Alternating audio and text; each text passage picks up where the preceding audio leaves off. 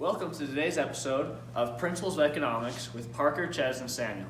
Today we're going to be talking about quantity supplied, demand, and opportunity costs. First, we're going to go for some quick definitions with Ches. Alrighty, thanks Sam. Now we're going to talk a little bit about quantity supplied. So here's a quick definition for you guys. Quantity that sellers are willing and able to sell at a particular price. And right after this short break, Parker's going to talk to you guys a little bit about demand. Quantity demand is what we're going to be talking about today, right here on the board. And the definition for that is the quantity that buyers are willing and able to buy at a particular price. And we'll be showing you some examples after this. Welcome back to Principles of Economics with Ches, Samuel, and myself, Parker. And we're going to turn the time over to Sam. He's going to demonstrate the relationship of quantity supplied and quantity demanded with a graph. All right, everybody, here we have supply and demand represented graphically. So what this is we have the supply curve and the demand curve.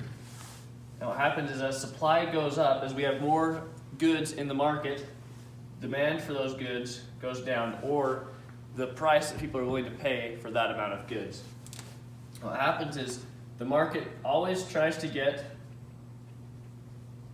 to this price here of what we call equilibrium. And that's just what markets do to work together to be in balance.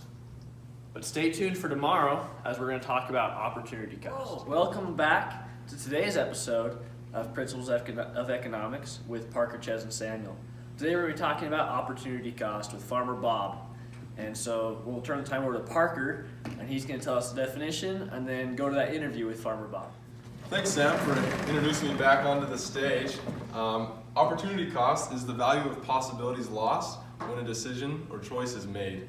And we've invited a local farmer, Farmer Bob, to come help us out and to kind of tell us a little bit about the experience that he had this year on his farm about the opportunity cost. Thanks, Farmer Bob, for joining us in the show. And briefly, will you tell us a little bit about what happened on your farm, and will you tell us a little bit about how it ties into opportunity cost? Yeah, well, basically on my farm right now I got 10 acres of land, alrighty? And normally I grow around 5 acres of potatoes and 5 acres of beets.